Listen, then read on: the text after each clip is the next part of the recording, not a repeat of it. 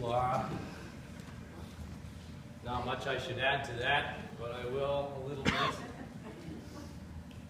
First of all, it's chesed. Can you say that, everybody? Guttural. Chesed. Guttural. I didn't want to spit. I know, she didn't want to spit on the mic and get electrocuted. And then say this, the way my face looks. Sitaka. Yeah, okay, you see, you gotta sitaka. All right, just for a footnote there, the Hebrew language of the Bible, Aramaic, was used as the model for Klingon language in Star Wars. However, the bigger point is this. You can't say mercy and sitaka, justice, without making a face. Which means you gotta suck it up and want it, baby. You gotta get the cheekbones and your teeth into it. Yes, it. I could be saying I hate your guts. But smile, that's not exactly a smile. But you get the idea, all right? When she's talking about from the guts, you know what's behind your guts and your bladder, don't you? Soul. Your soul. Very well done. Good. That's exactly right. That's where it is located. And you have to suck it out of there in order to get it up into your body so you actually use it. Because if you don't use it, what happens when you get an infection in your bladder? Yeah, you get sick, very sick. The other thing that happens on top of that is you start to poison your whole body, and it goes into your brain, and you start acting like a nut job. And you don't know why, and your family doesn't know why, but you have a urinary tract infection. And now you understand why the Bible biology is the way it is, because they saw the same things then that we now know better today. Bottom line is this. You don't use the soul that's been given to you by God through mercy and justice and agape, Greek, gentle word, love. You're going to rot inside and chew on yourself and feed on yourself and just be a miserable human being and pretty much miserable to everybody else. Even though you try to hide it, tough to do. And an interesting little thing I was reading about drones. You know, I'm sick of drones being used to target people to kill. And I'm not looking forward very much to calling Amazon up and have them deliver my groceries. You know, and that sort of stuff. Interesting thing I saw, there's a company called Riptide, who you won't see in any newspaper or TV show, I can almost guarantee you, unless 60 Minutes comes across it. One of their producers, a company called Riptide.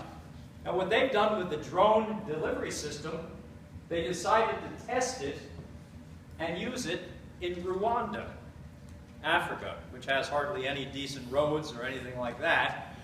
Then they have 15 central locations with their drones, and they're doing nothing but delivering medical supplies with those drones through the entire nation of Africa, of Rwanda.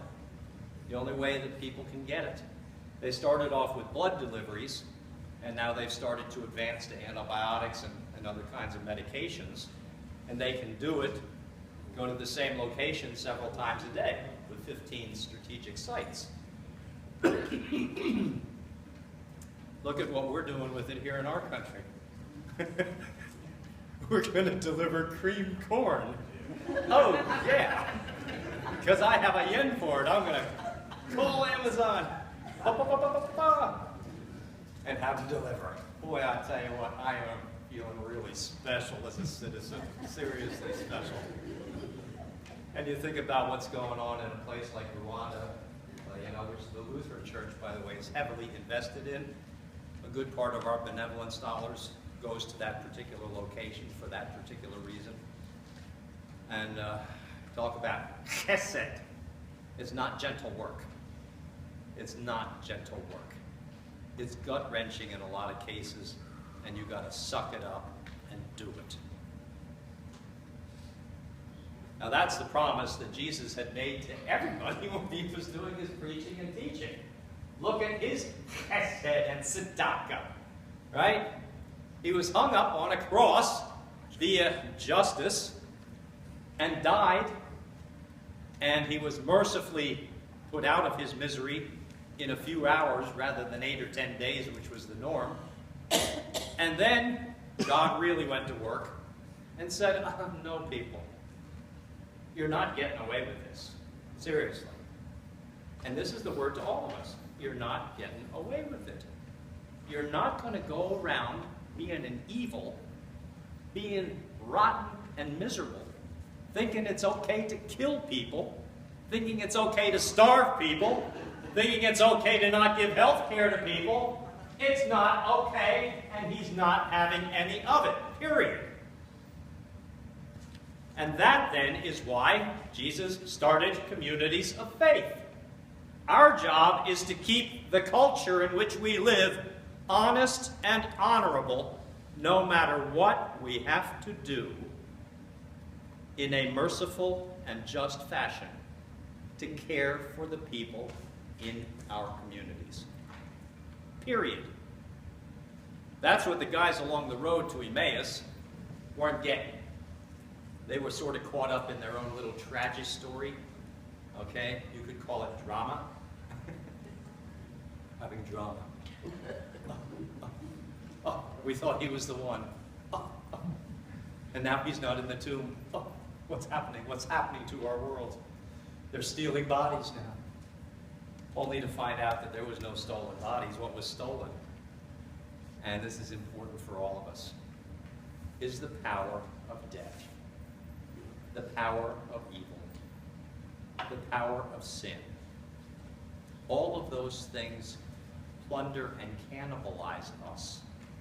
They have no independent existence except insofar as we allow them to use our bodies and our minds.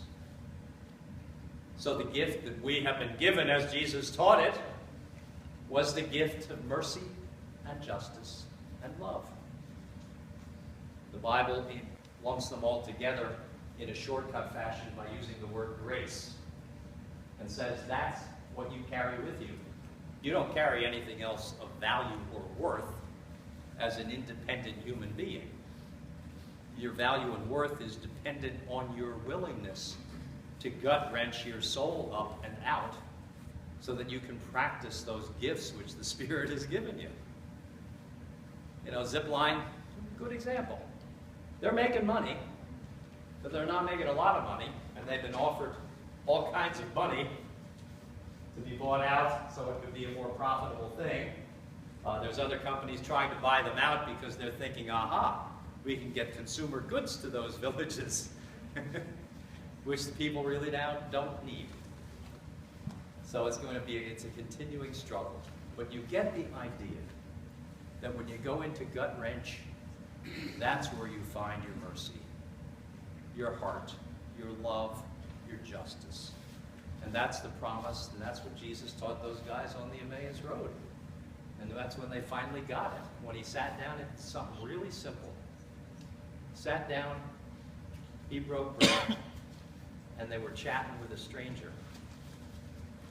Interesting there in that little text, by the way, and in most parts of the Bible, you know what strangers and aliens are? There are educators. And you can look through whatever part of the Bible you want for the word alien and stranger. They are our educators. And that's only through the eyes of the Bible and the eyes of faith. And keep in mind how the Ten Commandments start. Remember, you were an alien in Egypt. Now, here's what I want you to do. Love me. Have a Sabbath day. Try to be good to your parents. Don't kill anybody. Don't steal. Don't gossip. But it's all predicated on that little sentence beforehand. Remember, you too were an alien and a stranger. And that puts us precisely in the camp of being educators with our lives. And that's what makes you good news. You are educating people to be merciful, to be just, to love in all different circumstances. And that is really good news.